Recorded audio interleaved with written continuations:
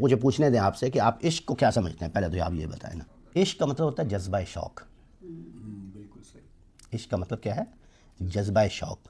ہمارے ہاں انفارچونیٹ ہر لفظ ایک ٹریول کرتا ہے نا، تو اس کے مختلف شیڈز اس میں آتے جاتے ہیں. تو ہمارے ہاں پچھلے 20-25-30 سالوں میں خاص طور پہ فلموں نے، ہماری جو فلم انڈسٹری ہے، انڈین فلم انڈسٹری اور پاکستانی فلم انڈسٹری اور بھی، اس میں لفظ عشق جو ہے نا وہ ایک نیا معنی حاصل کر گیا. کہ عشق دم جبرائیل، عشق دل مصطفیٰ، عشق خدا کا رسول، عشق خدا کا کلام. مصطفیٰ یہ کہتا ہے، وہ راگ الاپ رہا ہے تجدد کے اور ماڈرنٹی کے اور سیکولیرٹی کے، اور کہتا ہے کہ پرانی چیزوں کو مٹا دو. اب کہتا ہے نو نہ گردد کعبہ را رخت حیات، کعبے کے اندر سامان حیات نیا نہیں ہو، یعنی دین کے اندر تم کوئی نئی چیز داخل نہیں کر سکتے. غرض افرنگ آئدش لات، جتنے مرضی تو متاثر ہو جاؤ ان کے لات و منات سے، تم اس کعبے کو رینوویٹ نہیں کر سکتے. نو نہ گردد، نہیں ہو سکتا نیا.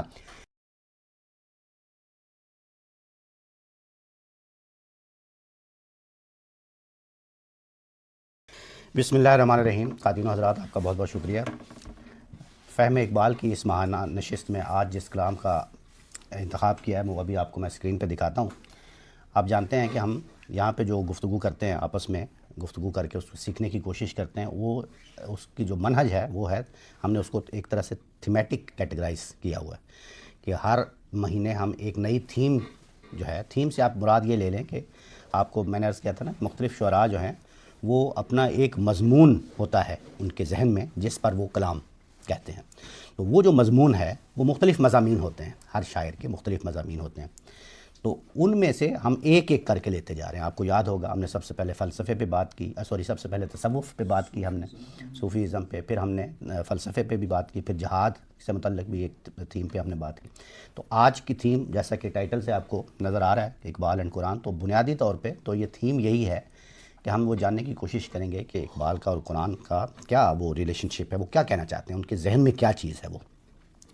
تو جب یہ ٹائٹل مجھے دیا گیا تھا ٹیم کی طرف سے، تو اس وقت ظاہر ہے اس میں دو طرح کے یعنی احتمال پائے جاتے ہیں. ایک یہ کہ علامہ اقبال کے کلام میں قرآن مجید سے جو کچھ لیا گیا ہے، یا آپ یوں کہہ لیں کہ وہ قرآن مجید سے جو کچھ کسی بات کو سمجھے ہیں اس کو انہوں نے اپنے کلام کے ذریعے سے اس کی تصریح یا تفہیم پیش کرنے کی کوشش کی ہے. تو وہ بھی ایک ریلیشن شپ ہے. یعنی آپ کہتے ہیں اقبال اور قرآن کا مطلب کیا بنا؟ مطلب یہ بنا کہ قرآن مجید میں سے ایک چیز مثال چلیں آپ کو میں دیتا ہوں. جیسے انہوں نے کہا نا کہ جیسے سلسلہ وہ مسجد قرطبہ کے ابتدا میں ہے سلسلہ روز و شب، نقش گرے حادثات، سلسلہ روز و شب، اصل حیات و ممات. تو پھر آگے چل کے وہ کہتے ہیں تجھ کو پرکھتا ہے یہ، مجھ کو پرکھتا ہے یہ، سلسلہ روز و شب، سیر فی کائنات، کہتے ہیں نا. تو آپ یہ پڑھنے کے بعد ایسے لگتا ہے کہ فوراً ذہن جاتا ہے سورہ ملک کی ابتدائی آیات کی طرف، ٹھیک ہے نا، کہ جہاں وہ فرمایا نا کہ خلق الموت والحیات لیبلوکم ایکم احسن عملا. تو آپ دیکھیں یہاں پہ بھی آپ دیکھیں خلق الموت والحیات کے الفاظ دیکھیں اور ادھر دیکھیں اصل حیات و ممات. تو ایسے لگتا ہے کہ جیسے وہاں سے بہت کچھ حاصل کیا ہے اور پھر ایک کلام کے ساتھ. تو یہ میں عرض کرنے کی کوشش کر، اور بھی بہت ساری ایسی مثالیں ہیں، تو بہت ساری ایسی مثالیں ہیں، بے شمار ہیں کہ وہ کہاں سے کچھ چیز اخذ کرتے ہیں اور پھر وہ چاہتے ہیں کہ یہ پیغام ان کے سادہ الفاظ میں امت تک پہنچے. تو یہ ایک ریلیشن شپ ہے. تو اس ٹائٹل سے ایک طرف یہ جاتا ہے ذہن کہ شاید ہم اس پر آج بات کریں گے. ایک دوسری چیز ہے اس کے آپ کہہ لیں پیرلل، کہ وہ قرآن مجید کے بارے میں بہت مغموم ہے کہ قرآن مجید کے ساتھ رشتہ قائم نہیں ہو سکا امت کا اس طرح جس طرح ہونا چاہیے. کما کان حق کو ہو نہیں سکا. اس کی کیا وجہ ہے اور اس کے کیا نتائج ہوئے ہیں، اور وہ رشتہ اگر قائم ہوتا تو کیا ہوتا، کیا چیز ہوتی. تو یہ بھی ایک مضمون ہے. تو یہ دو الگ الگ مضامین ہیں. یا بات واضح ہو رہی ہے نا. تو ہم انشاءاللہ آج جو یہ تھیم ہے اقبال اور قرآن، اس تھیم پر یہ پہلا سیشن ہے ہمارا آج.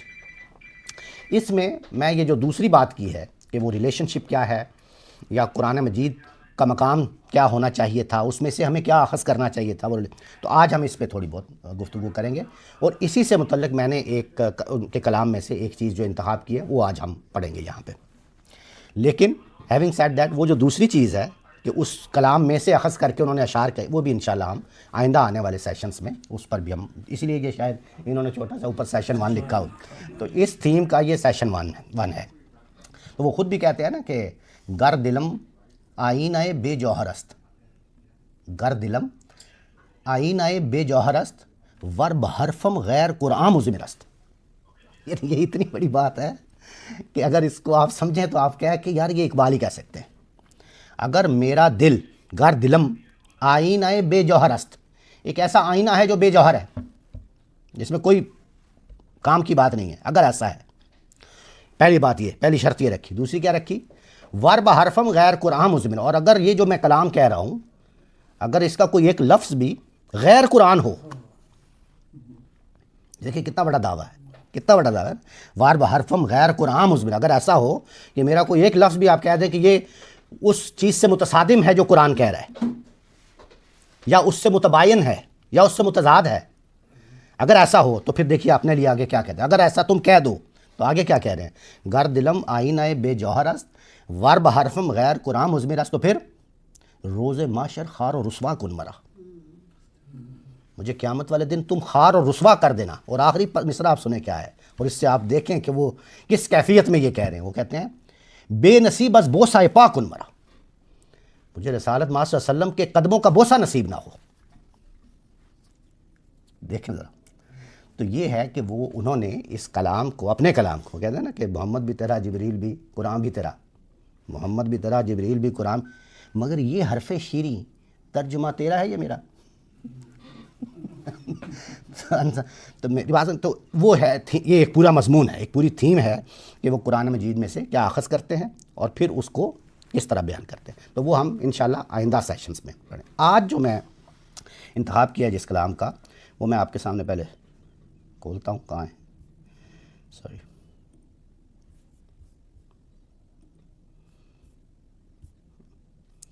یہ آپ کو صحیح نظر آ رہا ہے؟ یہ جاوید نامہ سے میں نے یہ کلام لیا ہے، اور اس کا عنوان ہے شرق و غرب،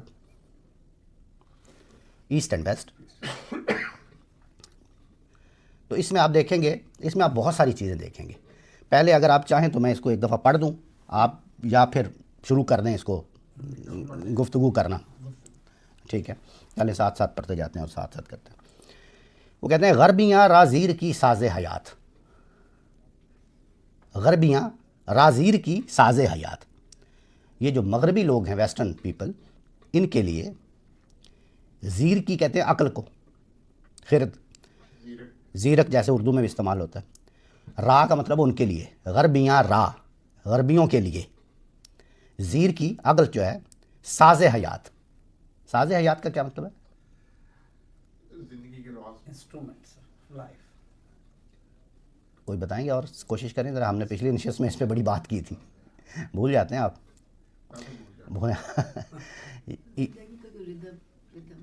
اس کے دیکھیں یہ سارے معنی ہیں، جیسے ردم ساز سے ایک ہوتا ہے، ایک ساز ٹولز کے معنی میں بھی استعمال. لیکن یہاں پہ ہم نے پچھلی نشست میں بتایا تھا کہ اصل میں فارسی کا مصدر ہے ساختن.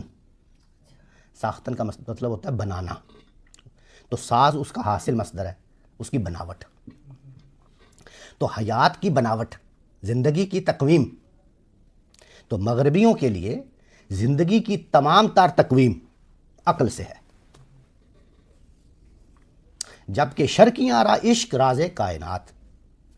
جبکہ ایسٹرن لوگ جو ہیں، شرقی جو لوگ ہیں، ان کے لیے اصل میں کائنات کا راز عشق میں پوشیدہ ہے. دیکھیے ایک ہی مصرے میں انہوں نے کیسا ابتدا کی ہے. اب آپ دیکھیے گا آگے کہ کیسے اس میں گریجول ڈیولپمنٹ وہ کریں گے، ایک تدریجی ارتقاء کریں گے. اور ایک چیز ان کے کلام میں جو ہم اکثر میں اس پہ بڑا ایمفسائز کرتا ہوں کہ آپ توجہ کریں، لگتا ایسے ہے کہ جیسے اس سے یعنی کیا کہتے ہیں کہ یعنی ایسا ہے کہ جیسے اس جو بات ہو رہی ہے اس سے ہٹ گئی ہے بات. ابھی بات کچھ اور ہو رہی تھی، ابھی کچھ اور ہو رہی ہے. قرآن مجید میں بھی یہ مشکلات پیدا ہوتی ہیں.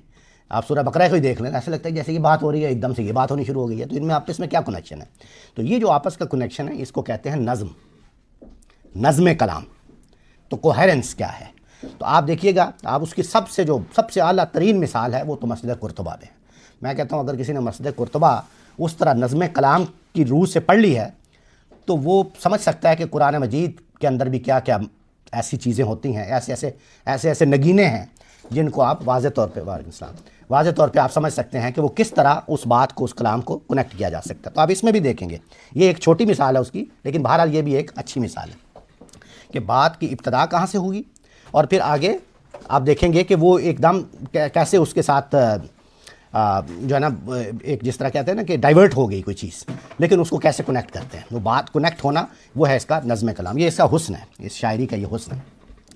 تو غربیاں را زیر کی ساز حیات، شرقیاں را عشق راز کائنات، یہ جاوید نامہ سے ہے، ویلکم، ٹھیک ہے۔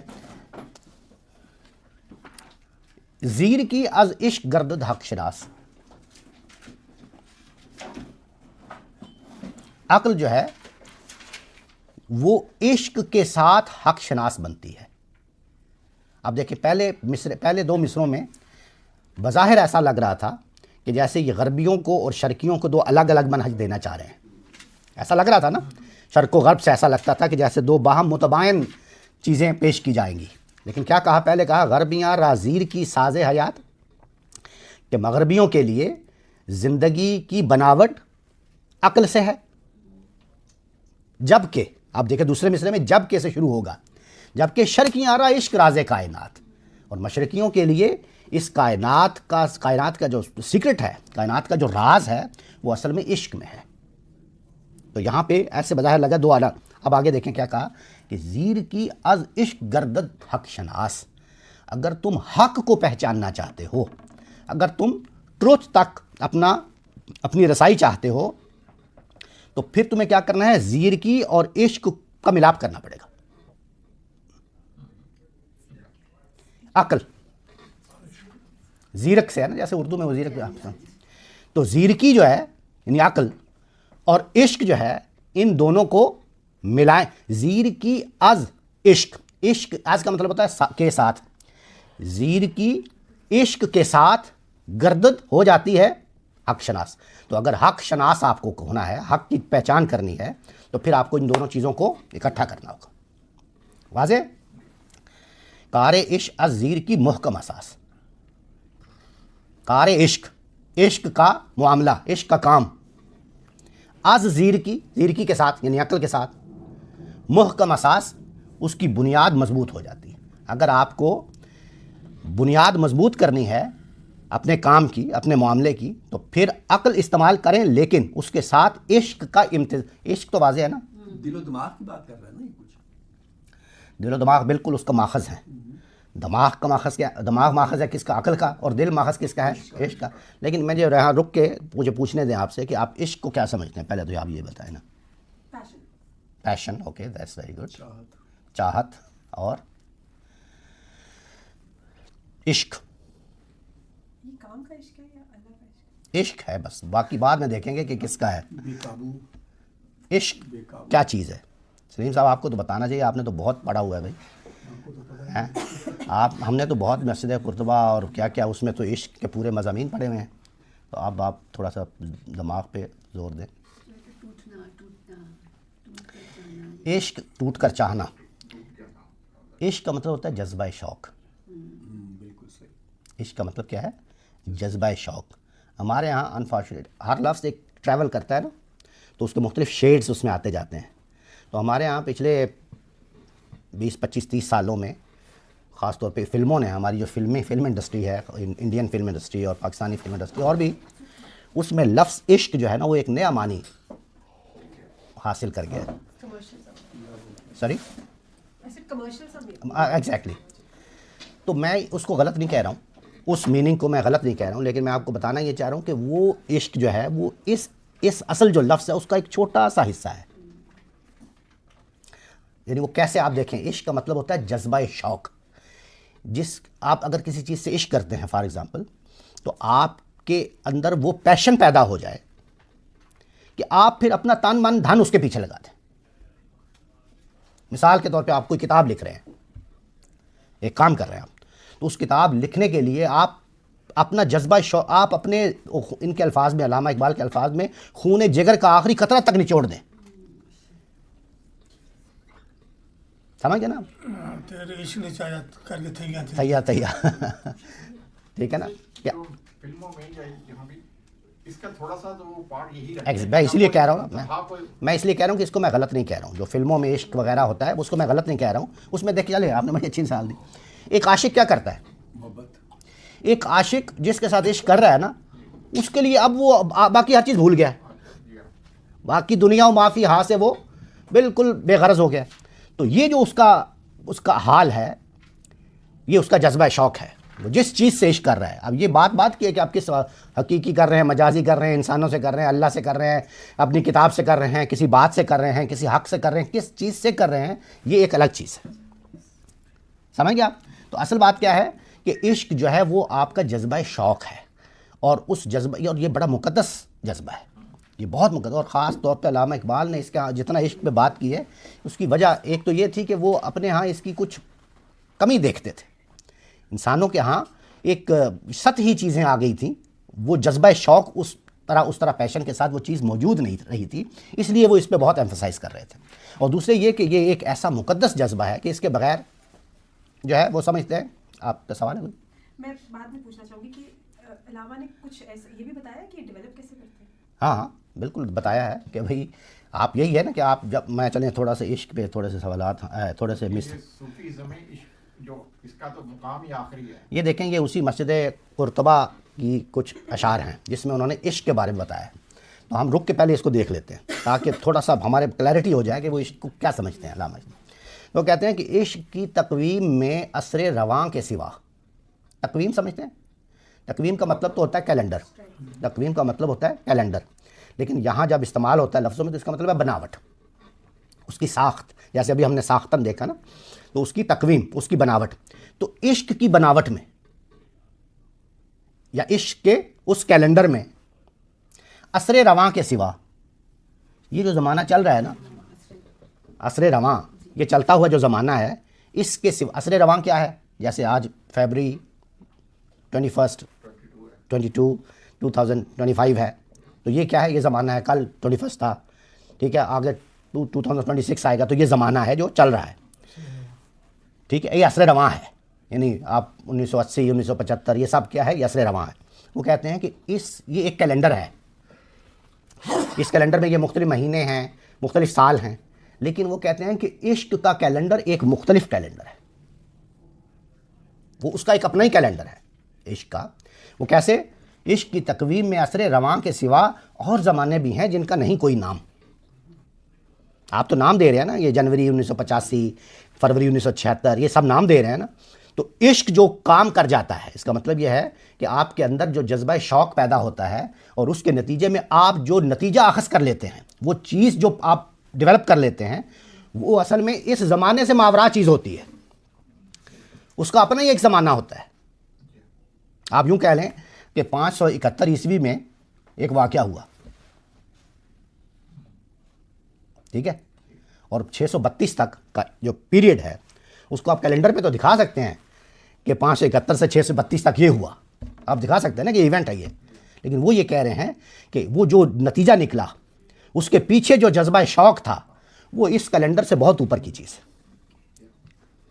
عشق کی تقویم میں عصر رواں کے سوا اور زمانے بھی ہیں جن کا نہیں کوئی نام. کیوں؟ اس لیے کہ عشق دم جبرائیل، عشق دل مصطفیٰ، عشق خدا کا رسول، عشق خدا کا کلام. عشق دم جبرائیل، عشق دل مصطفیٰ. دم جبرائیل، جبریل کی پھونک، دل مصطفیٰ، قلب اطہر رسول. عشق خدا کا رسول، خدا کا پیغمبر. عشق خدا کا کلام، خدا کی بات، خدا کی کتاب، خدا کا کلام. آپ یہ دیکھیں، اس میں ایک بڑی ٹیکنیکل بات ہے. آپ کو یاد ہے نا کہ ہم ایک شعری محاسن دیکھتے ہیں اور پھر فنی محاسن دیکھتے ہیں. تو فنی محاسن کے لحاظ سے اس شعر میں کیا چیز ہے آپ بتائیں؟ ایک دوسرے کے اپوزٹ جا رہے ہیں. جبرائیل، کلام، خدا، مصطفیٰ، رسول. ہاں اس کو، ہاں آپ صحیح، اس کو کیا کہتے ہیں؟ جا رہے ہیں. اس کے لیے ایک لفظ میں نے بہت بتایا تھا، نام یاد نہیں. اس کو فنی لحاظ سے کہتے ہیں لف و نشر مرتب اور لف و نشر غیر مرتب. اگر اوپر والے مصرے میں جیسے شاعر نے دو باتیں کہی ہیں، اور پھر اسی سے متعلق، اسی کی مطابقت میں نیچے والے مصرے میں بھی دو باتیں کہی ہیں، تو اوپر والی باتیں اگر تو بالکل اوپر کی بات اور نیچے کی بات بالکل ایسے آ گئی ہیں ایک ترتیب کے ساتھ، تو اس کو کہتے ہیں لف و نشر مرتب. اور اگر کراس ہیں تو اس کو کہتے ہیں لف و نشر غیر مرتب. اب یہ دیکھیں، عشق دم جبرائیل، جبرائیل کی یعنی وہی ہے نا. تو آپ مجھے آپ بتائیں ذرا، تھوڑا سا غور کر کے اس کی اطلاق کریں کہ یہ لفظ و نشر مرتب ہے یا غیر مرتب؟ کیسے؟ عشق خدا کا کلام، خدا عشق دم جبریل اور اس کو پھر آگے عشق خدا کا کلام، قرآن مجید میں اور عشق دل مصطفیٰ اور عشق خدا کا رسول، یہ دل مصطفیٰ اور خدا کا رسول یہ دونوں پہلے۔ آپ کے خیال میں کیا ہے یہ؟ آپ کو لفظ نشر مرتب غیر مرتب کی سمجھ آ گئی؟ نہیں سوری میں ناٹ چھوڑو، دیکھیں دو مصرے ہیں، اوپر والے مصرے میں شاعر نے ایک بات کہی ہے اور ایک نیچے والے مصرے میں اسی کی مطابقت میں کہی ہے، تو اگر جو اوپر والے مصرے میں آدھی بات ہے اس کے بالکل نیچے اسی سے متعلق بات ہو تو اس کو کہتے ہیں لفظ و نشر مرتب، اور اگر کراس ہو جیسے اس حصے کی بات ادھر ہے نیچے والے مصرے میں اور اس کی ادھر ہے تو وہ لفظ و نشر غیر مرتب ہو گئی۔ تو ان سب نے کہا کہ یہ کیا ہے؟ لفظ و نشر غیر مرتب۔ آپ کے خیال میں بھی یہی ہے؟ ایسا ہی ہے، کیوں جی؟ ایسا ہی ہے۔ کوئی اختلاف کرے گا اس بات سے؟ یہ اصل میں لفظ و نشر مرتب ہے، اس لیے کہ یہ جو دم جبرائیل ہے نا یہ وہی ہے، اور خدا کا رسول کون ہے؟ جبرائیل۔ خدا کا رسول کون ہے؟ کیونکہ جبرائیل علیہ السلام وہ پیغام لے کے آئے، ٹھیک ہے، تو پیغمبر بن گئے۔ آپ دیکھیں آگے، دل مصطفیٰ اور خدا کا کلام، یہ دل ہے مصطفیٰ کا جہاں پہ وہ کلام، تو محبت وحی کیا ہے؟ دل مصطفیٰ۔ محبت وحی کیا ہے؟ دل مصطفیٰ۔ تو یہ ایک میں نے آپ کو ایک ٹیکنیکل بات بھی بتائی کہ کس طرح غور کرنا ہوتا ہے کہ آپ کو لفظ و نشر مرتب اور لفظ و نشر، یہ واضح ہوئی بات آپ کو؟ بالکل واضح ہوگی نا؟ اوکے۔ ہم اکثر یہ بھی تو دیکھ کہتے ہیں نا کہ جو نبی یا رسول ہوتا ہے وہ خدا کا پیغمبر ہوتا ہے، رسول ہوتا ہی ہے، اسی لیے تو اس میں مغالطہ لگتا ہے، اسی لیے تو اس بات میں یہی لگتا ہے نا، اسی لیے تو مغالطہ لگتا ہے کہ خدا کا رسول تو آف کورس حضرت محمد صلی اللہ علیہ وسلم ہی ہے نا، لیکن آف کورس ہے نا اس میں تو کچھ، ہاں تو اس، لیکن جب آپ دیکھتے ہیں کہ دل مصطفیٰ اور خدا کا کلام، دل مصطفیٰ اور خدا کا کلام، تو یہ اصل میں لفظ و نشر خدا مرتب۔ کا کلام جو ہے وہ جبرائیل لے کر آتا ہے نا، جبرائیل لے کے آتا ہے لیکن دم ہے نا اس کی وحی، دم مصطفیٰ ہے، جبرائیل خود نہیں ہے، تو دم مصطفیٰ اس کی وحی جو ہے وہ کہاں پہ اتارتا ہے؟ خدا کے رسول کے مصطفیٰ کے دل پہ، تو اس لیے یہ مرتب بنتا ہے۔ تو اینی ہاؤ اصل بات یہ ہے کہ وہ کہتے ہیں کہ اگر وہی ہے تو اس کے پیچھے بھی کار فرما وہی جذبہ شوق ہے، اگر رسالت کا منصب ہے تو اس کے پیچھے بھی وہی جذبہ شوق ہے، اور اسی طرح یہ کلام اب وجود میں آ گیا ہے کتاب کی صورت میں، تو یہ بھی ایک پورا جذبہ شوق جو قیامت تک اب یہ اسی طرح قائم رہے گا۔ تو اصل بات بتانے کی چیز جو عشق ہے، عشق کی مستی سے ہے پیکرے گل تابناک، عشق ہے صحبائے خام، عشق ہے کاس الکرام، عشق کی مستی سے پیکرے گل پھول، تابناک اس کا گلو، اس کا فلورش ہونا، تو عشق کی مستی سے، یہ جذبہ شوق ہی ہے جو ایک پھول کو گلو کر رہا ہے، جو اس کو تابناک کر رہا ہے، ٹھیک ہے، اور عشق جو ہے یہ صحبائے خام ہے، کچی شراب ہے، اور کاس الکرام ہے سخیوں کا پیالہ، جو بھرتا ہے تو پھر وہ خالی نہیں ہونے دیتے، وہ پھر دیتے، کاس الکرام، کرام کہتے ہیں سخی کو اور کاس کہتے ہیں پیالے کو۔ تو یہ اصل بات اس میں بھی کیا ہے؟ وہ عشق، یہ جذبہ شوق، یہ عشق کی مستی سے، اور پیکر گل سے کیا مراد دیا یہاں پہ؟ پوری دنیا، یہ عالم، تو اس عالم کی جو تابناکی ہے وہ بھی جذبہ شوق ہی کی مرہون ہے، اسی کی رہین ہے، اور صحبائے خام ہے، یہ کچی شراب ہے کیونکہ وہ تند و تیز اور ترش یا ذائقے میں بہتر ہوتی ہوگی، اس لیے ہوگی کہہ رہا ہوں۔ عشق ہے کاس الکرام اور یہ سخیوں کا پیالہ ہے۔ اب دیکھیے، عشق فقیہ ہے حرم، عشق امیر جنود، عشق ہے ابن السبیل، اس کے ہزاروں مقام۔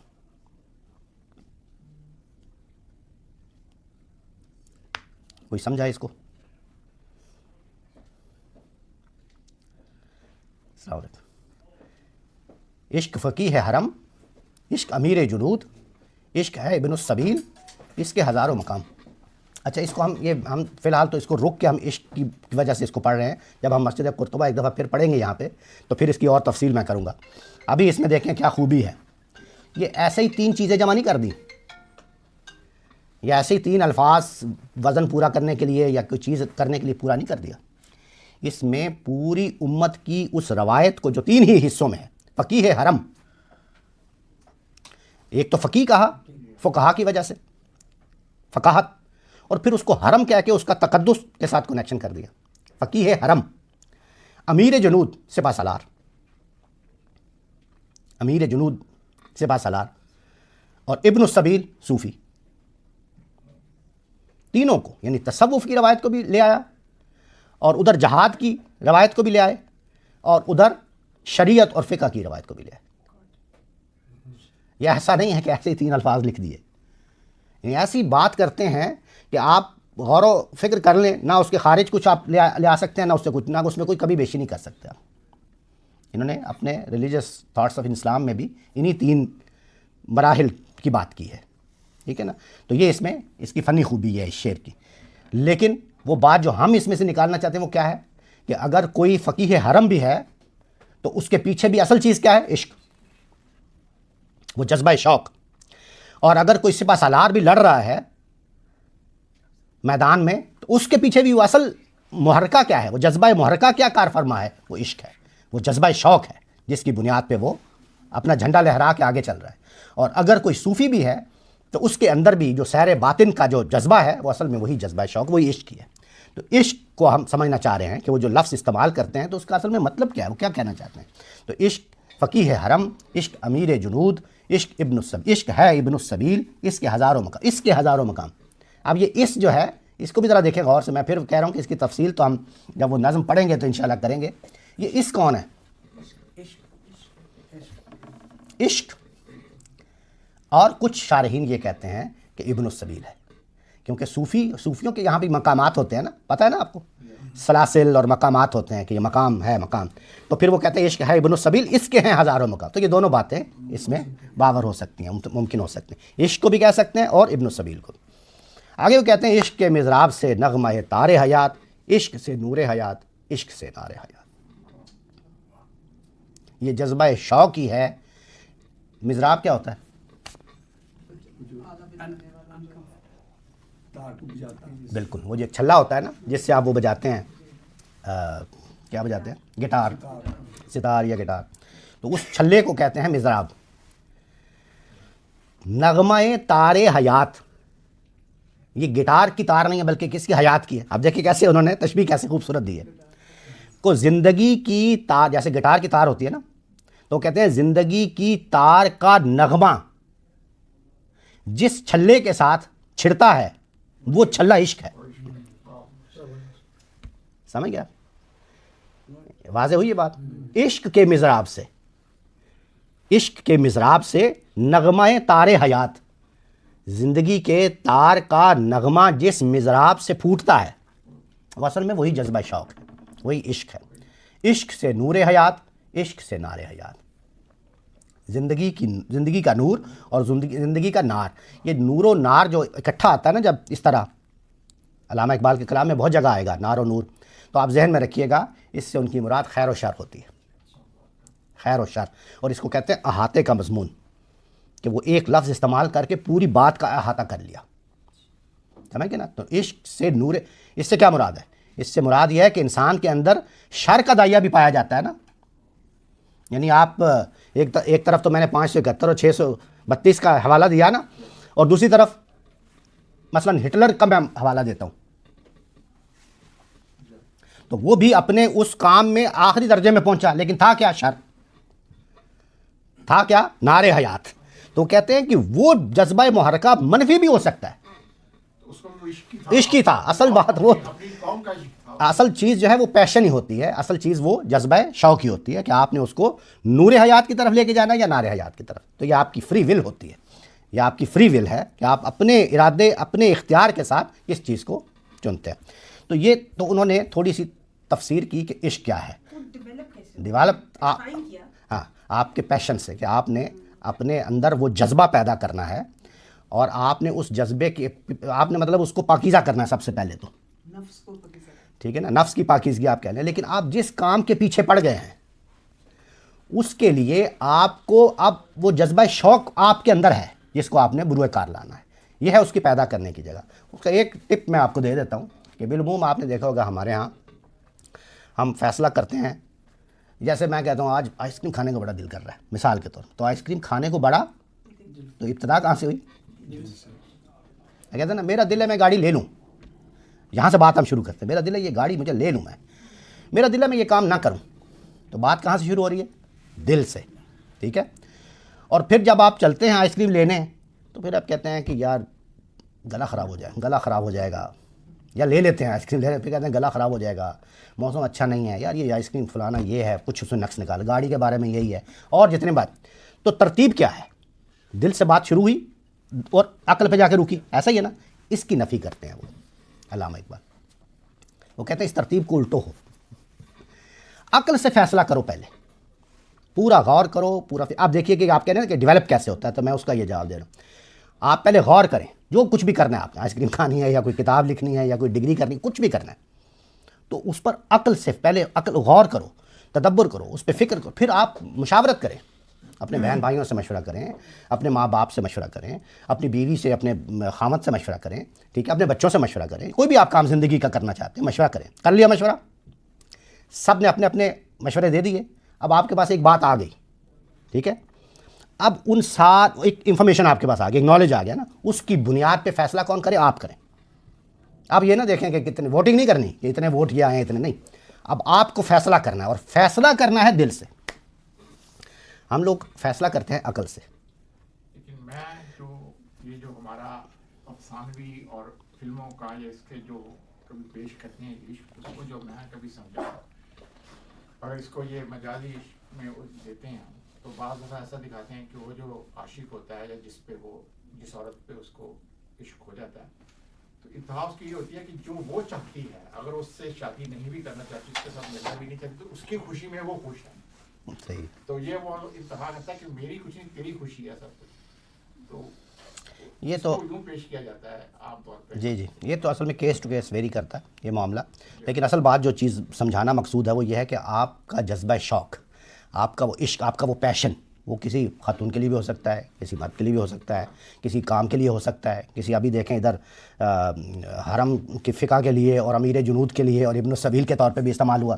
تو آپ نے وہ کہاں استعمال، اس کو اپلائی کہاں کرنا ہے، یہ بات کی بات ہے، اور اس کا پھر نتیجہ کیا نکلتا ہے. تو اصل چیز جس پہ وہ زور دے رہے ہیں وہ کیا ہے؟ وہ عشق ہے، وہ آپ کا جذبہ شوق ہے. تو اس کے نتیجے میں ان کے سوال کے جواب میں نے یہ عرض کیا کہ آپ کو فیصلہ کرنا چاہیے عقل سے، فیصلہ کرنا چاہیے عقل سے، پہلے یعنی غور کرنا ہے، پھر اور پھر اس پر عمل کرنا ہے دل سے. عمل کرنا ہے دل سے. فیصلہ عقل کرے گی، عمل کون کرے گا؟ دل. تو عمل دل کرنے کا کیا مطلب ہے کہ اب پھر آپ کو راستے کی کوئی رکاوٹ نہیں ہونی چاہیے. جب ایک دفعہ غور و فکر کر کے آپ نے فیصلہ کر لیا، اب پورے پیشن کے ساتھ، پورے جذبے کے ساتھ آپ اس پر چل پڑیں. یہ بات ہے اصل میں. تو یہ بات واضح ہو گئی. اب ہم واپس چلتے ہیں. یہاں پہ اگر آپ کو کچھ ہو تو فوراً مجھے روکنا ہے. اب تھوڑی سی میں سپیڈ سے جانا چاہتا ہوں. غربیاں را زیر کی ساز حیات، شرقیاں را عشق راز کائنات، زیر کی از عشق گردد حق شناس، کار عشق از زیر کی محکم اساس. تو یہاں تک ہم پہنچے تھے کہ کار عشق جو ہے، یعنی یہی عشق. اب عشق کا پتہ چل گیا نا آپ کو، یہ وہ جذبہ شوق. تو وہ اگر عقل ہوگی، عقل کا استعمال ہوگا اس میں، تو پھر اس کی بنیاد محکم ہو جائے گی، محکم اساس. ٹھیک ہے. آپ کہتے ہیں عشق چوں بازیر کی ہمبر شود. اگر چوں کا مطلب ہے جب، عشق جب بازیر کی عقل کے ساتھ ہمبر شود مل جاتا ہے، عشق یعنی عشق کیا ہے؟ جذبہ شوق. تو جذبہ شوق جب عقل کے ساتھ باہم مل جاتا ہے تو پھر کیا ہوتا ہے؟ نقش بند عالم دیگر شود. پھر وہ ایک نیا عالم پیدا کر دیتا ہے، پھر وہ ایک نئی دنیا کا نقش منصہ شہود پہ واضح کر دیتا ہے. تو شرط کیا رکھی؟ عشق اور عقل دونوں کو ملانا ہے. عشق چوں بازیر کی ہمبر شود، نقش بند عالم دیگر شود. مجھے روکیے گا اگر ہو جاتا ہے. خیز و نقش عالم دیگر بنے. خیز، اٹھ کے اب خورشید کا کیا ہے؟ اٹھ کے اب یہ میرے ذہن سے نکل گیا. اٹھ بہرحال ان کا اٹھ بہت کہتے ہیں نا. تو یہ فارسی میں کیا ہے؟ خیز اٹھ، خیز و نقش عالم دیگر بنے.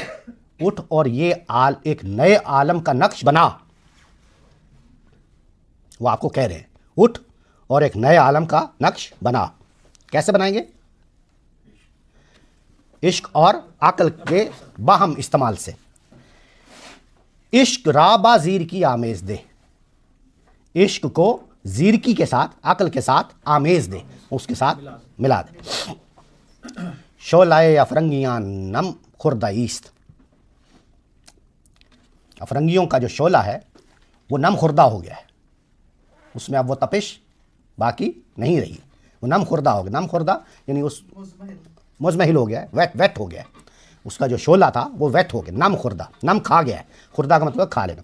شعلۂ افرنگیاں نم خوردہ ایست، چشم شاہ صاحب نظر دل مردہ ایست، ان کی آنکھیں صاحب نظر ہیں، یعنی ان کی آنکھیں دیکھ تو سکتی ہیں، دل مردہ ایست، ان کا دل مردہ ہے، یعنی ان کے ساتھ ان کے پاس بصارت تو ہے، بصیرت نہیں ہے، بصارت تو ہے، بصیرت نہیں ہے۔ اس مصرے میں بھی ایک ٹیکنیکل بات دیکھیں، چشم شاہ صاحب نظر دل مرد، صاحب نظر، اصل لفظ کیا ہونا چاہیے تھا؟ صاحب نظر، صاحب نظر ہونا چاہیے تھا نا۔ تو اس کو کہتے ہیں ادب میں، اس کو کہتے ہیں، ایک لفظ استعمال ہوتا ہے، اس کو کہتے ہیں فق اضافت، یعنی صاحب کے نیچے جو اضافت کی زیر ہے اس کو محذوف کر دیتے ہیں، کیوں؟ وزن پورا کرنے کے لیے، اور یہ اجازت ہوتی ہے شعراء کرام کو۔ یہ بات واضح ہوئی؟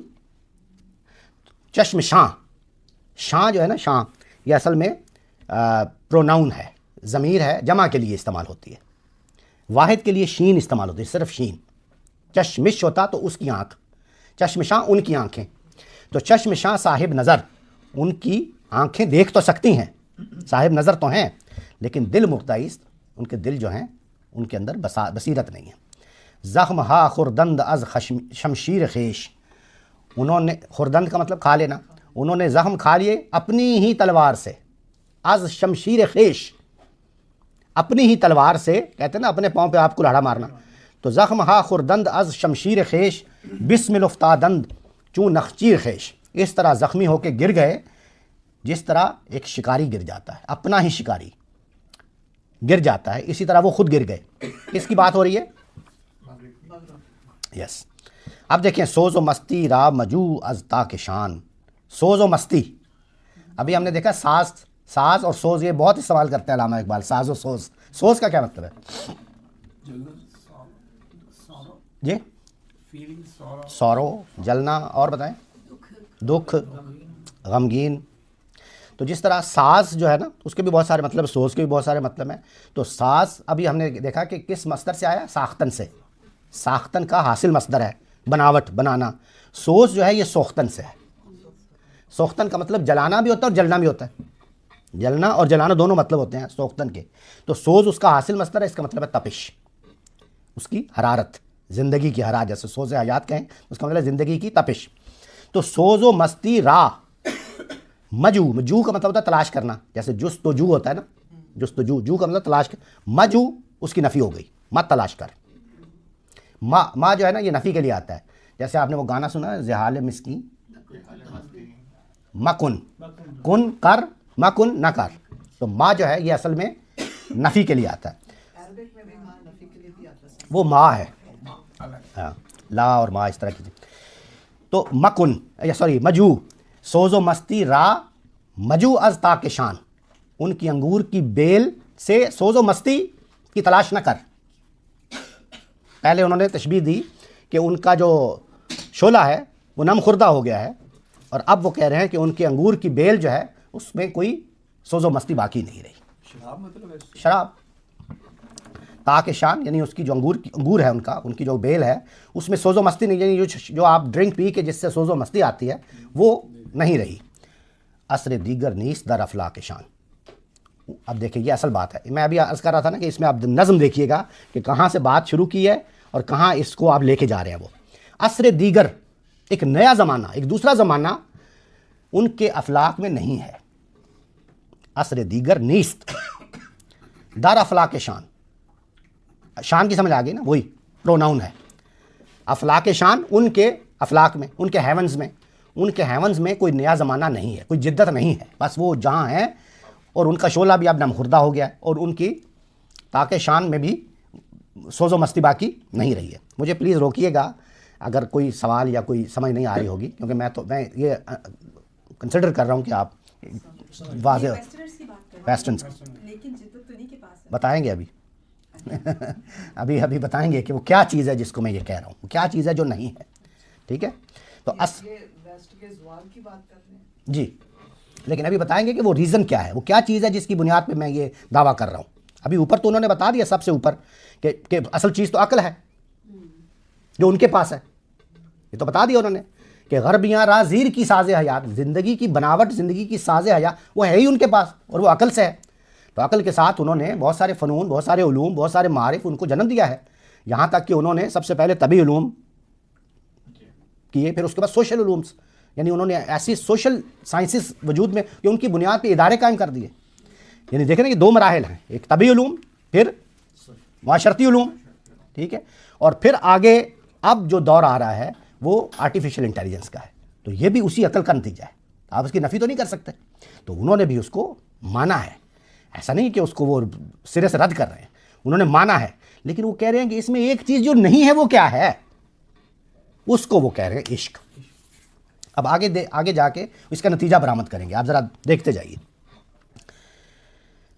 تو زندگی را سوز و ساز از نار تست. سوز و ساز ابھی ہم نے دیکھا, اب تو آپ کو کلیئر ہے نا. سوز و ساز, ساز یعنی بناوٹ اور سوز یعنی اس کی حرارت, اس کی حدت, اس کی تپش. زندگی را سوز و ساز از نار تست, یہ تیری آگ ہے جس سے زندگی کو سوز و ساز ملے گی. تیرے اندر جو آگ لگی ہوئی ہے وہ کون سی آگ ہے, وہی عشق کی آگ, یعنی تیرا جذبہ شوق.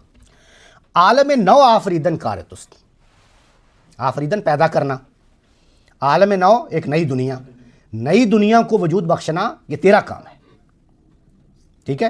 تو عقل کا استعمال کر کے نئے علوم بنا کے نئی دنیا نہیں بن رہی, ایک نئی دنیا کا وجود کہاں سے آئے گا, وہ کیا چیز ہے جو مسنگ ہے.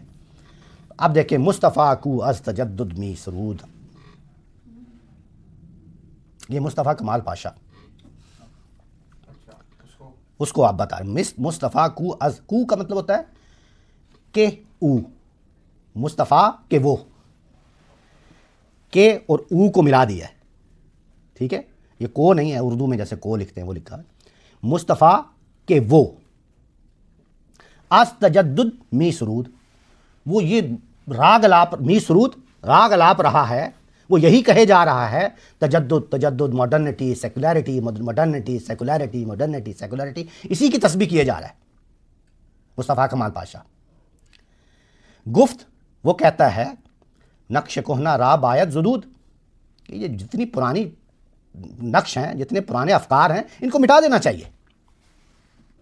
کون کہہ رہا ہے, وہ کہہ رہا ہے مصطفیٰ کمال پاشا, یہ کہہ رہا ہے. مصطفیٰ کو از تجدد می سرود, گفت نقش کہنا را باید زدود, باید چاہیے, اس کو مٹا دیں, اس کو ڈیلیٹ کر دینا. نقش کہنا یعنی پرانے نقش. آپ دیکھیں یہ علامہ اقبال کا اب جو حصہ آ رہا ہے, یہ سمجھ لیں اس کا کوئی جواب ہی نہیں. ایسا کلام ہے کہ بس آپ اس میں کھو جائیں اور اس میں ڈوب جائیں اور دیکھتے جائیں اور پڑھتے جائیں اور حاض اٹھاتے جائیں, لذت اٹھاتے جائیں. کیا الفاظ ہیں, کیا ان کا استعمال ہے, کیا ان کی تراکیب ہیں, کیا اس کے اندر ایک نغمگی ہے, ایک ترنم ہے, ایک بہاؤ ہے, ایک سلاست ہے, اور ایک پھر اس کے اندر ایک مضمون ہے. یعنی اس کے اندر بھی گفتگو اپنی جگہ پہ, یعنی اس کی زبان کے مختلف اسالیب کا استعمال ہے, بات کرنے کے ایک انوکھا انداز ہے, ایک ایسی گونا گونی, ایک ایسی بو کلمونی, یہ ساری چیزیں تو ہیں. یہ سب کیا ہے, یہ شعری اور فنی محاسن ہے.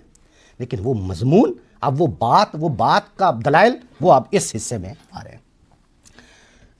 اب وہ اصل میں ایک طرح سے اس بات کا جواب دے رہے ہیں جو اب تک ساری بات کی ہے نا, اس کا ایک طرح سے اب اپنی طرف سے وہ اس میں شامل. ویسے میں آپ کو یہ رک کے بتا دوں, آپ کو جاوید نامہ کا تھوڑا بہت ہے نا اندازہ کہ جاوید نامہ کیا چیز ہے, اور اس میں کیا, اس میں آپ وہ تخیل میں آسمان میں سیر کر رہے ہیں علامہ صاحب, اور ان کا نام اقبال نہیں ہے, کیا نام ہے, زندہ رود ان کا نام ہے.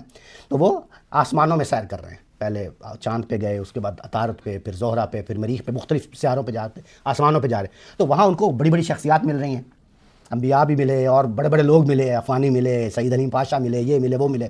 تو ان کو جا کے اپنے وہ دل کا حال سنا رہے ہیں. اب سارا کلام تو ان کا ہے, بات ساری ان کی طرف سے بھی وہی بیان کر رہے ہیں. یعنی اگر سعید حلیم پاشا ان کو کچھ کہہ رہے ہیں یا جمال الدین افغانی کچھ کہہ رہے ہیں, تو وہ اصل میں کہہ تو نہیں رہے نا, تو وہ تو ان کے اپنے دل کی آواز ہے, بات سمجھ رہے ہیں نا, لیکن اس کو ایسا وہ ڈراماٹائز کر دیا ہے ایسے. ایگزیکٹلی. تو یہ جو الفاظ ہیں, یہ والے, یہ جو نظم آج ہم پڑھ رہے ہیں, یہ اصل میں ترک کا جو ایک وزیر اعظم تھا شاید, جو ان کا وزیر تھا سعید حلیم پاشا, یہ اصل میں وہ کہہ رہا ہے. تو وہ کھڑے ہوئے ہیں, علامہ اقبال ان کے سامنے کھڑے ہوئے ہیں, انہوں نے اپنا ایک مسئلہ پیش کیا علامہ اقبال نے, تو وہ اس کے جواب میں یہ باتیں بتا رہا ہے. تو یہ میں نے آپ کو پس منظر بتا دیا شروع سے لے کے اب تک. شروع سے لے کے اب تک. سمجھ گئے آپ؟ تو اب دیکھیے اب وہ کہہ رہا ہے, اصل میں تو وہ کہہ رہا ہے لیکن دل کی آواز کس کی ہے؟ سمجھ گئے نا اب یہ بات کنیکشن ہو گیا. آپ دیکھیے وہ کہتے ہیں نو نہ گردد کا برا رخت حیات, نو کہتے ہیں نئے کو, نہ گردد نہیں ہو سکتا, نیا نہیں ہو سکتا, کعبہ را کعبے کے لیے, رخت حیات سامان حیات, زندگی کا سامان. کعبہ جو ہے کعبے کا سامان حیات وہ نیا نہیں ہو سکتا. کیا مطلب ہے؟ مطلب یہ ہے کہ اگر تم سمجھتے ہو کہ کعبے کو جدت کی ضرورت ہے, کعبے سے کیا مراد ہے؟ دین.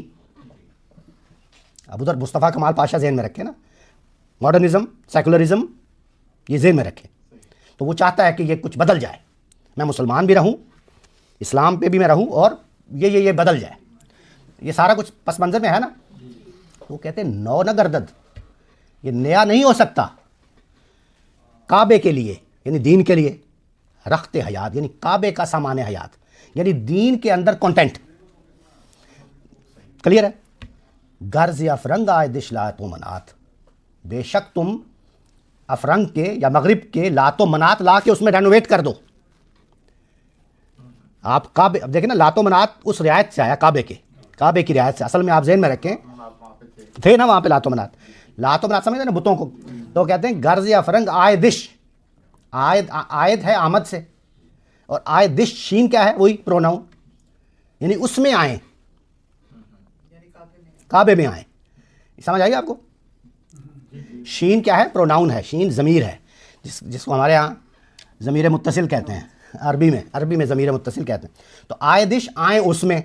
اب آپ اس کو ذرا الفاظ تو آپ کو سمجھ آ گئے, سمجھیں اس کو. تو تم یہ سمجھتے ہو کہ دین پرانا ہو گیا اور پرانی چیزیں مٹا دیں, اس میں سے پرانی چیزوں کو نکال دیں, اور اب میں نئی چیزیں کہاں سے لے کے آ رہے ہو؟ وہاں سے لات و منات لے کے آ رہے ہو افرنگ کے, اور وہاں کے تم لات و منات لے کے تو تم چاہتے ہو کہ کعبہ نیا ہو جائے گا. نو نگر نہیں ہو سکتا. کر دیا نا. تو وہ کہتے ہیں کہ نو نہ گردد کعبہ را رخت حیات, کعبے کے لیے رخت حیات نیا نہیں ہو سکتا بے شک. جی یہ اقبال کہہ رہے ہیں. اصل میں تو یہ پوری نظم میں نے ابھی نہیں اب میں پوچھ رہی ہوں. نہیں وہی کہہ رہے ہیں. اصل میں آپ یوں کہہ لیں کہ اقبال نے جو سوال کیا تھا نا, اس کا جواب سعید حلیم پاشا ان کو دے رہے ہیں. مگر پہلے بھی تو سوال وہ بھی اسی کا تھا, علی پاشا نے کیا. سعید حلیم انہوں نے کیا کیا, پہلے اس کی ایک تمہید بنائی کہ مغربی کیسے جو ہے عقل کا استعمال کرتے ہیں, مشرقی کیسے عشق کا استعمال کرتے ہیں. یہ دیکھیں نا ساری بات آپ دیکھیں, وہی کہہ رہے ہیں. پوری نظم انہوں نے کہی, پوری نظم پتہ چلے گا لکھا ہوا اوپر. یہ پوری جب جاوید نامہ آپ پورا پڑھیں گے نا تو اس میں وہ ٹائٹل کے اوپر ہی لکھا ہوا ہے کہ آگے, یعنی جیسے ڈرامہ ہوتا ہے نا, ڈرامہ جیسے شیکسپیئر کا, تو ہر کریکٹر کے آگے نام لکھا ہوتا ہے کہ پھر اس نے یہ کہا, پھر ایک دوسرے کا نام ہوتا ہے کہ پھر اس نے یہ کہا. تو اس کے اوپر لکھا ہوا ہے سعید حلیم پاشا نے کہا یہ ساری بات, اور پھر آگے آئے گا کہ زندہ رود نے کیا کہا, اور پھر اس کے بعد جمال الدین افغانی نے کیا کہا, اور پھر یہ ہم پڑھیں گے, اور چیزیں بھی آئیں گی. لیکن چونکہ میں اس میں سے انتخاب کر رہا ہوں نا صرف تھیمیٹک, تو میں ابھی دیکھیں ابھی تک جو ہمارا تھیم ہے اس کی کوئی بات ابھی تک نہیں آئی نا. اور لگ ایسے رہے گا یار کہاں کی بات, پہلے عشق کی پھر عقل کی, پھر پتہ نہیں کیا باتیں کر رہے ہیں, اور اب مصطفیٰ کمال پاشا اس میں آ گیا ہے, کہاں سے گھس آیا ہے, اور یہ سارا لگ رہا ہے نا آپ کو. لیکن آپ دیکھیے گا کہ وہ ایک بات کریں گے, اور جو ہی وہ کریں گے ایسی نوٹ بندے گی کہ سارا جو نظم کلام ہے جس کو آپ کوہیرنس کہتے ہیں, اس طرح کھل کے آ جائے گا کہ آپ کہیں گے یار سر پکڑ لیں گے کہ یہ کیا بندہ ہے. اتنی قدرت ہے کلام پر, اتنا قادر الکلام انسان ہے کہ وہ الفاظ جو وہ بات کرنا چاہتا ہے نا, جو اس کے دل میں جو بات, ایسے لگتا ہے کہ شعر اس کے مطابق بنتے جاتے ہیں. یہ بات سمجھے گا آپ کو؟ یعنی بعض اوقات جیسے میں ابھی کوئی بات کر رہا ہوں, اگر میں یہ بات شعر میں کہنا چاہوں, اگر بھائی سوچنا پڑے گا تو چلو الگ بات ہے, مجھے وہ الفاظ ہی نہیں ملیں گے. میں جو بات کرنا چاہ رہا ہوں کئی اس میں رکاوٹیں ہوں گی. شعر میں تو بڑی پابندیاں ہوتی ہیں کہ آپ کو وزن کا خیال رکھنا ہے, آپ کو بحر کا خیال رکھنا ہے, آپ کو ردیف کا خیال رکھنا ہے, آپ کو قافیے کا خیال رکھنا ہے, کیا دیکھنا پڑے گا.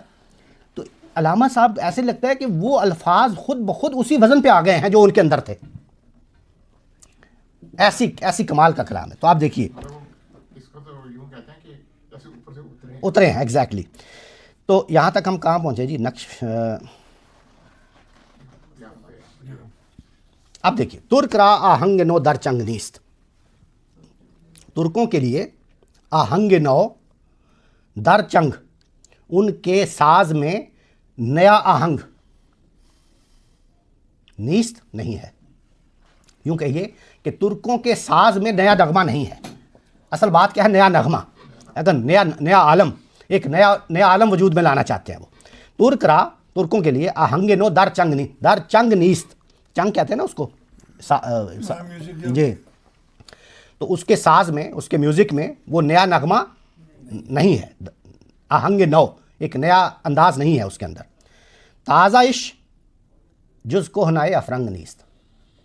تازہ عش کیا ہے؟ وہی تازہ عش کہہ لیں آپ، یعنی اس کا تازہ، عش وہی پروناؤن، اس کا تازہ، جز کوہنائے افرنگ، سوائے اس کے کہ افرنگ کا کوہنا، افرنگ کا پرانا، اس کا تازہ اصل میں اس کا پرانا ہے. آپ یہ کہہ لیں کہ اس کا جو لباس ہے، کس کا؟ ترک کا. آپ یہ کہہ لیں کہ اس کا جو لباس ہے وہ لنڈا بازار سے آیا ہوا ہے. اس کا یہی مطلب ہے، اس کا مطلب یہی ہے.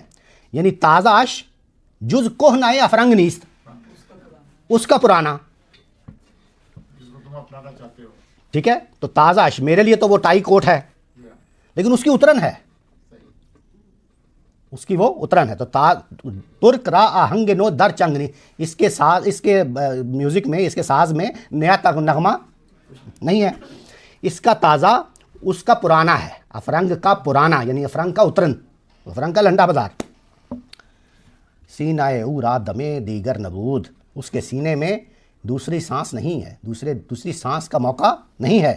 در ضمیرش عالم دیگر نبود، اور اس کے باطن میں، اس کے ضمیر میں عالم دیگر نہیں ہے. اس کے باطن میں وہ نیا عالم نہیں ہے. باطن میں کیسے ہوگا؟ یہ شے کلیئر ہے نا. سینائے، اس کے سینے میں، را دمے، اس کے سینہ میں، سینائے را دمے، اس کے اندر نیا سانس نہیں ہے. دمے دیگر، ایک نیا سانس نہیں ہے. اس کے باطن میں ایک نیا عالم نہیں ہے. لا جرم با عالم موجود ساخت. لا جرم کا مطلب ہوتا ہے مجبوراً، مجبوراً اس کو عالم موجود کے ساتھ ساخت کرنا. ساخت وہی ساختن سے، یعنی بنا کے رکھنی پڑی، یعنی اس کے ساتھ موافقت کرنی پڑی مجبوراً.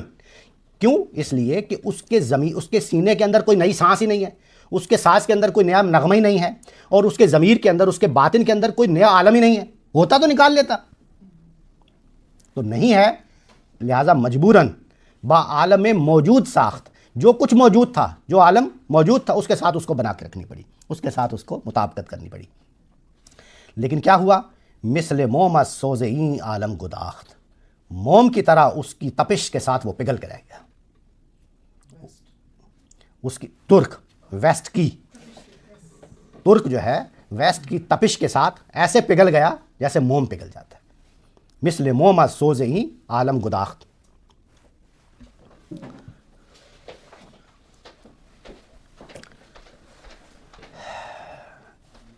یہ واضح ہے. مجبوراً، لا جرم مجبوراً، عربی میں استعمال ہوتا ہے، اردو میں بھی، فارسی میں. آگے دیکھیے، یہ ہے اب جس کو کہنا چاہیے حاصل کلام. ترفگی ہا در نہاد کائنات. ترفگی ہا، ترفا سے بنا ترفگی،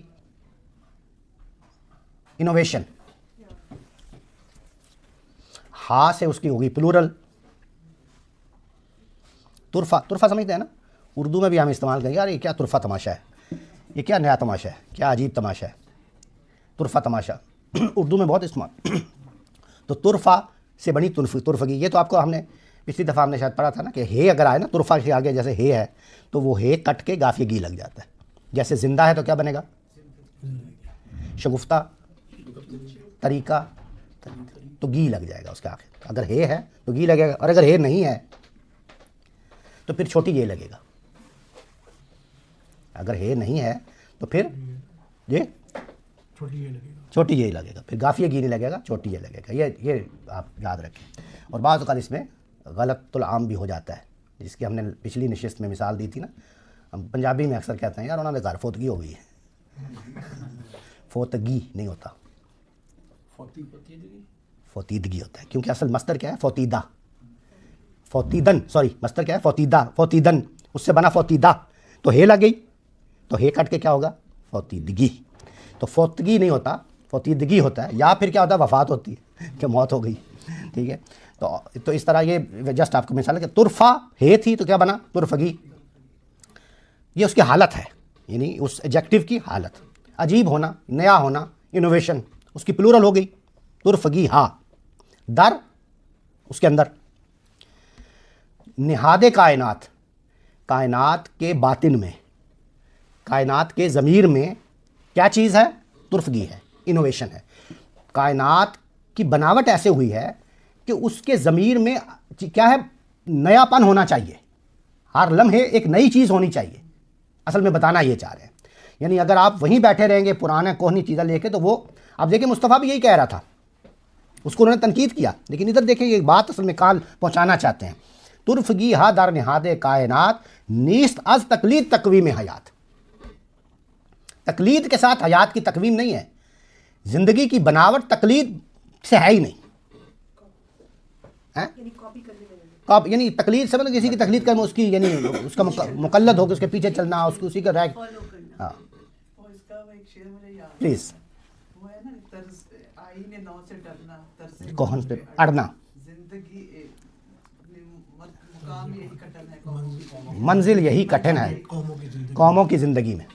واہ، منزل یہی کٹھن. بہت اچھا شعر آپ نے، اور بالکل بر وقت سنایا آپ نے. اسی کا یہی مطلب ہے کہ طرز کوہن پہ اڑنا، کہ اسی پہ اڑ جانا. آئینے نو سے ڈرنا، آئین نو سے ڈرنا، طرز کوہن پہ چلنا. چل نہیں اڑنا ہے، اڑ جانا. آئینے نو سے ڈرنا، طرز کوہن پہ چلنا، منزل یہی کٹھن ہے قوموں کی. اچھا، چلنا ہے یا اڑنا ہے میرا حال ہے اس میں سے. تو بہرحال اصل بات اس میں مضمون یہی ہے کہ آپ اس، یعنی اگر اجازت ہو جسارت نہ سمجھیں آپ تو میں اس کو یہ کہوں کہ جیسے ہم کہتے ہیں نا کہ فقہ حنفیہ، فقہ حنفی، فقہ حنفی، فقہ حنفی، فقہ شافعی، فقہ شافعی، فقہ مالکی، فقہ جعفری، فقہ، وہ کہتے ہیں نہیں ہو سکتا، یہ نہیں ہو سکتا. یہ مقلدانہ سوچ کو ختم کرو، یہ ہے اصل مضمون اس کا. وہ کہتے ہیں کہ یہ تقلید ختم کرو، ہر دور میں ایک نیا عالم پیدا کرو. عالم نہیں، عالم، ایک نیا زمانہ، ایک نئی دنیا. سمجھ گئے آپ؟ تو وہ کہتے ہیں کہ نیست از تقلید تقویم ہے. زندگی کی تقویم ہی ایسا نہیں ہے کہ وہ تقلید پہ بنی ہو. حیات جس خالق نے بنائی ہے وہ بنائی ہی ایسے ہے کہ وہ کل یوم ہوا فی شان، کہ اس کے اندر ایک جدت ہو، ایک نیا عالم ہو. تو تقلید تو یہ کیا ہے اصل میں؟ آپ بتائیں ذرا، تھیم کیا ہے؟ اجتہاد،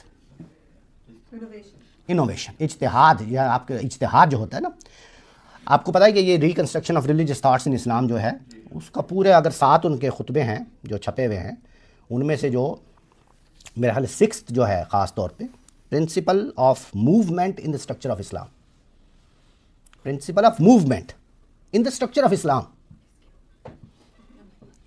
تو علامہ اقبال کی جو کتاب ہے نا، the reconstruction of religious thoughts in Islam, یہ ان کے ڈفرینٹ، یہ میں نے پڑھ کے دیکھی، سمجھ نہیں آتی. ہاں ذرا ہے تو مشکل. یہاں پہ ہم انشاءاللہ اس پہ بھی کریں گے کچھ نشستیں، اگر آپ لوگ اجازت دیں گے. وہ ایک سیریز اکٹھی کر دیں، پورا ہفتہ مار اس پہ کریں گے انشاءاللہ کچھ.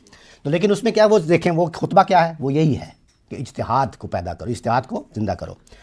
تو اب دیکھیے ذرا، ترفگی ہا در نہاد کائنات نیست از تقلید تقویم حیات، زندہ دل خلاق کے آثار و ظہور. زندہ دل جو ہوتے ہیں نا، وہ اصل میں خلاق ہوتے ہیں، خالق ہوتے ہیں، بناتے ہیں. آثار و ظہور، آثار اثر کی جمع ہے، ظہور دہر کی جمع ہے، یعنی نئے زمانے. بالکل. تو آثار و ظہور، نئے زمانے، یہ ان کی پلورل ہے. تو جو زندہ دل ہوتا ہے نا، زندہ دل انسان، وہ اصل میں نئے زمانے پیدا کرتا ہے. وہ خلاق ہوتا ہے. اس کا خلاق بھی یہ صیغہ مبالغہ ہے، خلاق. تو زندہ دل خلاق کے آثار و ظہور، نئے زمانے پیدا کرتا ہے، نئی کیا کہتا ہے، نئے عالم پیدا کرتا ہے. ٹھیک ہے. اب دیکھیے جانش کا کیا مطلب ہے؟ جی عقل، دانش. جانش، جانش، شین لگی ہوئی ہے. یس، جانش، اس کی جان. ٹھیک ہے، یہ ضمیر ہے شین. جانش، اس کی جان. ٹھیک ہے، کس کی جان؟ زندہ دل کی. تو جو زندہ دل ہوتا ہے جانش از تقلید، تقلید کے ساتھ اس کی جان گردت بے حضور مردہ ہو جاتی ہے، وہ بے حضور ہو جاتی ہے. یہ سمجھ آئی آپ کو؟ یعنی جو ایک زندہ دل ہوتا ہے وہ نئے زمانے نئے عالم پیدا کرتا ہے. اگر وہ تقلید کرنا شروع کر دے گا تو وہ بے حضور ہو جائے گا، اس کی جان چلی جائے گی، وہ مردہ ہو جائے گا، اس کا کچھ نہیں بچے گا. تو زندہ دل خلاق آثار و ظہور، جانش از تقلید گردد بے حضور، چوں مسلمانہ اگر داری جگر. بہت ہی خوبصورت شعر لگتا ہے مجھے. چوں مسلمانہ اگر داری جگر، اگر تو مسلمانوں کا سا جگر رکھتے ہو، اگر تم مسلمانوں کا سا، مسلمان کا سا جگر رکھتے ہو، در ضمیر خیش و در قرآن نگر. تو پھر اب آئیے وہ بات کہ تو پھر کیا کرو، اپنے باطن میں ڈوب جاؤ، اپنے ضمیر کے اندر اس کی اساسات، اپنے وجود کی اساسات کو منکشف کرو، اس کی تلاش کرو، اور پھر کیسے ہوگی؟ در قرآن نگر، قرآن کے اندر غوطہ زن ہو جاؤ. تو اپنے ضمیر میں اور اپنے قرآن میں غوطہ زن ہو جاؤ گے تو کیا ہوگا؟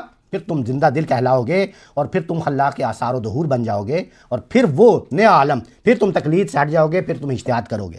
اب آخری شعروں میں وہ بتائیں گے کہ یہ کیسے ہوگا، یہ ہوگا کیسے، کیسے قرآن کا کیا کنیکشن ہے. وہ اب آخری 2-3 شعر ہیں اس میں دیکھیے. اس لیے کہ صد جہان تازہ در آیات اوست، اس کی آیات میں سینکڑوں تازہ جہان ہیں. قرآن کی آیات میں صد جہان، بہت ہی خوبصورت شعر ہے یہ. صد جہان تازہ در آیات اوست، اسرہا پیچیدہ در آنات اوست. یعنی کیا ہی خوبصورت ہے. اسرہا، بہت سارے زمانے، پیچیدہ اس کے اندر پیچیدہ ہیں. در آنات، آن کہتے ہیں نا ایک لمحے کو، آن ایک ہی آن میں جیسے ہم کہتے ہیں جی آن، تو اس کی جمع کے آنات. تو قرآن کی آنات میں کئی زمانے پیچیدہ ہیں ایک ایک آن میں. صد جہان تازہ در آیات اوست، اسرہا پیچیدہ در آنات اوست. کیا ہی خوبصورت شعر. صد جہان تازہ در آیات اوست، اس کی آیات میں سینکڑوں تازہ جہان پوشیدہ ہیں. اسرہا پیچیدہ در آنات اوست، کئی زمانے، ایک زمانے کی بات کر رہے ہو. اسرہا، کئی زمانے اس کی ایک ایک آن میں پیچیدہ ہیں، یعنی اس کے اندر چھپے ہوئے ہیں. کیا مطلب اس کا، اس بات کا؟ اس کا مطلب یہ ہے کہ قرآن مجید کی ہدایت ہر زمانے کے لیے ہے. جتنے زمانے، کروڑوں سال بھی اگر زندگی چلے گی، کروڑوں سال بھی چلے گی، تو ہر زمانے کے لیے اس کے اندر ہدایت موجود ہے. اس کے اندر، اس کی آیات کے اندر تازہ جہان ہے. وہ جو نیا وقت آئے گا وہ تازہ جہان نکال لے گا اس کے اندر سے. صد جہان تازہ در آیات اوست، اسرہا پیچیدہ در آنات اوست. اب دیکھیے، یک جہانش عصر حاضر را بسست. جہانش کا کیا مطلب ہے؟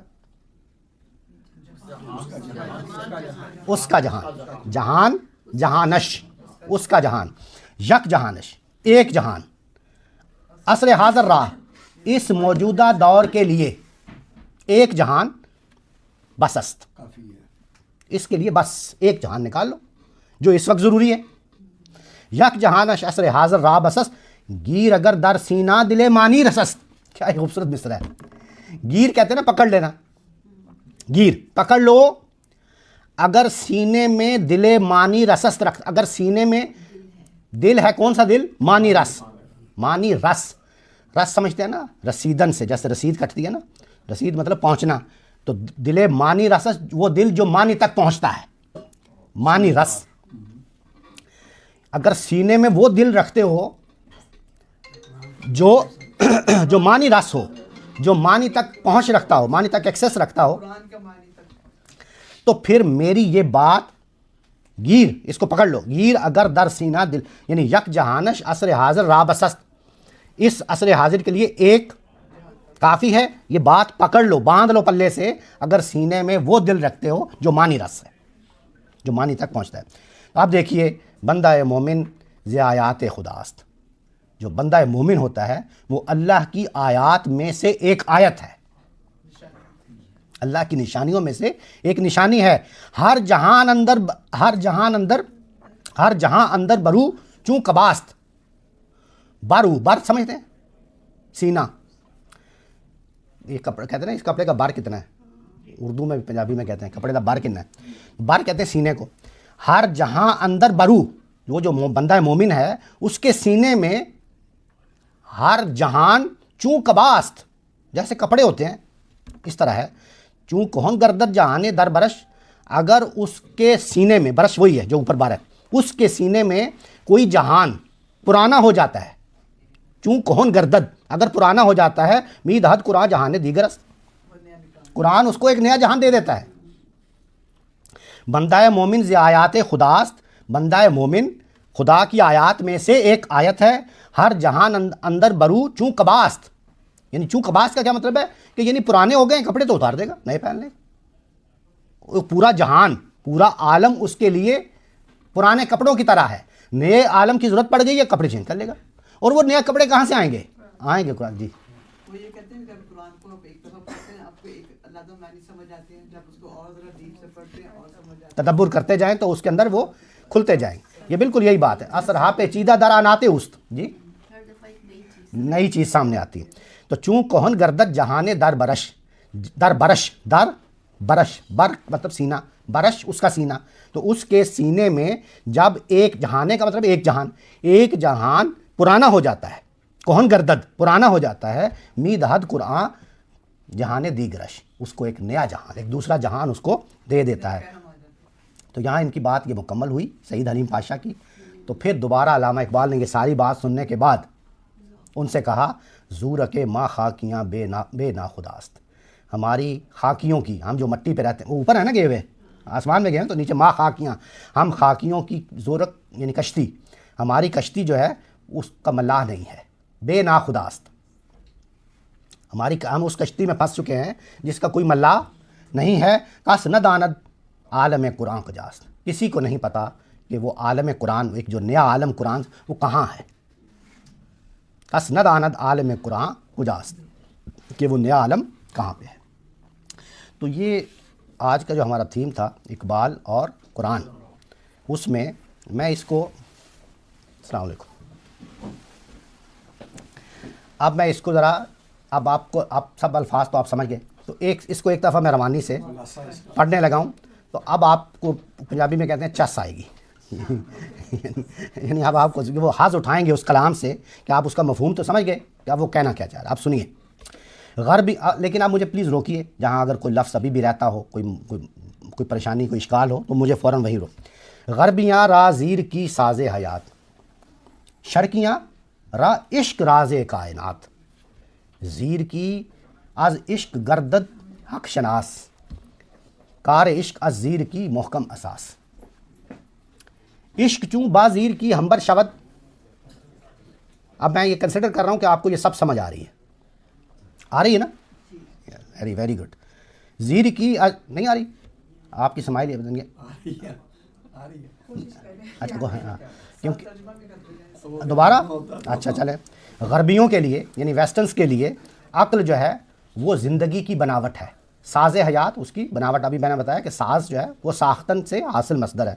شرقیاں را عشق راز کائنات، لیکن شرقیوں کے لیے یعنی ایسٹرنز کے لیے عشق اصل میں کائنات کا سیکرٹ ہے، کائنات کا راز ہے. زیر کی عقل، زیر کی از عشق گردد حق شناس.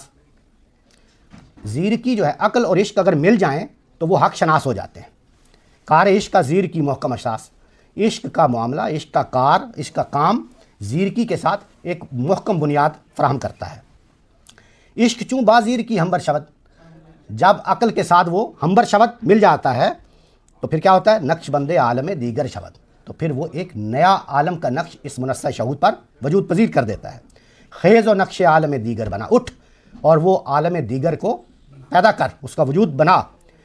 عشق را بازیر کی آمیز، کیسے بنائے گا؟ عشق اور عقل کو آمیز دے، ان دونوں کو ملا دے. شعلہ افرنگیاں نم خورداست، یہ جو ویسٹرن لوگ ہیں، مغربی لوگ ہیں، ان کا شعلہ جو ہے نم خوردہ ہو گیا ہے، اس کے اندر وہ تپش باقی نہیں رہی. چشم شاہ صاحب نظر دل مردہ است، ان کی آنکھوں میں بصارت تو ہے، دل میں بصیرت نہیں ہے. زخم ہا خوردند از شمشیر خیش، انہوں نے اپنی ہی تلوار سے زخم کھا لیا ہے. بسم افتادند چون نخچیر خیش، اپنے ہی نخچیر کی طرح، اپنے شکاری کی طرح زخمی ہو کے گر گئے ہیں.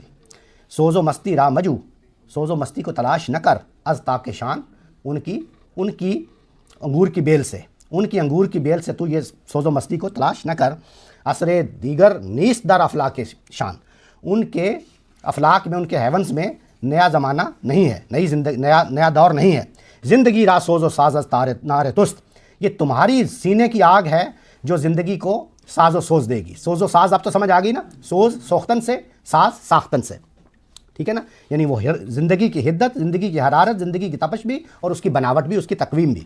عالم نو آفریدن کار تست، نئے عالم کو پیدا کرنا تیرا کام ہے، یہ تیرا کام ہے۔ مصطفیٰ کو از تجدد میں سرود، یہ مصطفیٰ کمال پاشا جو ہے یہ تجدد ماڈرنٹی اور سیکولرٹی کی رٹ لگا رہا ہے، اس کے راگ الاپ رہا ہے مصطفیٰ کمال پاشا۔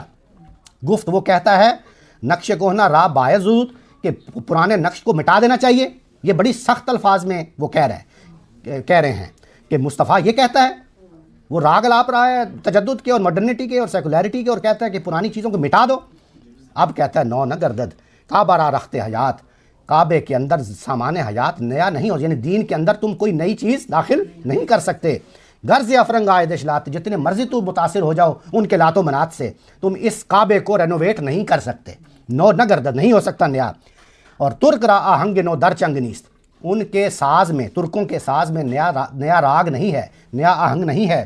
تازہ جز کوہنا افرنگ نیست، ان کا تازہ افرنگیوں کا لنڈا بازار ہے، ان کی اترن ہے، ان کا پرانا ہے۔ سینہ اراد میں دیگر نبود، ان کے سینے میں ایک نئی سانس، ایک دوسری سانس کا ہونا ناپید ہے۔ در ضمیرش عالم دیگر نبی، ان کے باطن میں نیا عالم، ایک نیا عالم جو ہے وہ نہیں ہے۔ لا جرم با عالم موجود ساخت، مجبوراً ان کو جو اس وقت عالم موجود تھا اسی کے ساتھ بنانی پڑی۔ مثل مومس سوز این عالم گداخت، اور موم کی طرح پھر وہ پگھل گیا۔ ترفگی ہا در نہاد کائنات، کائنات کے باطن میں، کائنات کے ضمیر میں ترفگی ہے۔ ترفہ کہتے ہیں نا، ترفہ نیا چیز، انوویشن، نئی چیز ہے، عجیب پن ہے۔ نیست از تقلید تقویم حیات، تقلید کے ساتھ تقویم نہیں ہوئی حیات کی، حیات کی بناوٹ ہی ایسی ہے۔ یہ کائنات کے خالق نے اس زندگی کی تخلیق ہی ایسے کی ہے کہ وہ تقلید اگر کرو گے تو تم اس کا مطلب ہے اس پر پورے نہیں اتر رہے۔ زندگی کی تقویم یہ نہیں کہہ سکتے فقہ حنفی، فقہ حنفی، فقہ جعفری، فقہ شافعی، نہیں کہہ سکتے۔ نیست از تقلید تقویم حیات، تو کرنا کیا ہے پھر؟ زندہ دل خلاق کے آثار و ظہور، ایک جو زندہ دل ہوتا ہے وہ نئے زمانے، نئے آثار، اثر کی جمع ہے، ظہور دہر کی جمع ہے، تو نئے زمانوں کا خلاق ہوتا ہے۔ خلاق میں نے عرض کیا تھا کہ یہ مبالغے کا صیغہ ہے، خلاق اس کو خلق کرتا ہے، تخلیق کرتا ہے۔ جانش، اس کی جان، جانش از تقلید گردد بے حضور، اگر تقلید پہ اس کو لگا دو گے تو اس کی جان نکل جائے گی، وہ مردہ ہو جائے گا۔ چوں مسلمانہ اگر داری جگر، اگر مسلمانوں کا سا سینے میں دل رکھتے ہو، در ضمیر خیش و در قرآن نگر، تو پھر اپنے باطن میں جھانکو، اپنے وجود کی اساسات کو تلاش کرو اور قرآن میں نگاہ کرو، قرآن میں غوطہ زن ہو جاؤ۔ یہ قرآن ہے اصل میں جو جواب ہے اس سارے مسئلے کا۔ صد جہان تازہ در آیات اس کی آیات میں سینکڑوں تازہ جہان ہیں۔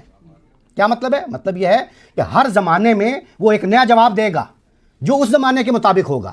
کروڑوں سال، لاکھوں سال اگر زندگی چلے گی تو اس وقت جو ریکوائرمنٹ ہوگی اس کے مطابق وہ جواب دے گا۔ صد جہان تازہ، اور وہ تازہ ہوگا۔ در آیات اثرہا پیچیدہ در آنات اس کی ایک ایک آن میں اثرہا پیچیدہ ہیں، کئی زمانے اس کے اندر مکس ہیں۔ یک جہان شسر حاضر را بسست، بس اس دور کے لیے ایک جہان نکال لو۔ گیر اگر در سینہ دل مانی رسست، میری یہ بات پکڑ لو، اگر سینے میں مانی رس دل رکھتے ہو، مانی تک پہنچ جانے والا دل رکھتے ہو۔ بندہ مومن ز آیات خداست، بندہ مومن بھی خدا کی آیات میں سے ایک آیت ہے۔ ہر جہان اندر برو چوں قباست، اس کے سینے میں ہر جہان ایسے ہے جیسے اس کی قبا ہے، پرانی ہو گئی اتار دے گا۔ چوں کہن گردت جہان در برش، اگر اس کے سینے میں پرانا ہو گیا ایک جہان پرانا ہو گیا، می دہد قرآن جہان دیگرش، تو قرآن اس کو وہ نیا جہان دے دے گا۔ تو اس پر وہ پھر سوال کرتا ہے زندہ رود کہ زور کے ماں خاکیاں بے نا خداست، ہم خاکیوں کی کشتی جو ہے وہ ملاح کے بغیر ہے، بے نا خداست۔ کس ندانت عالم قرآن کو جاست، کسی کو نہیں پتا کہ یہ قرآن کا نیا عالم کہاں ہے، کوئی نہیں جانتا۔ وآخر دعوانا ان الحمد للہ رب العالمین۔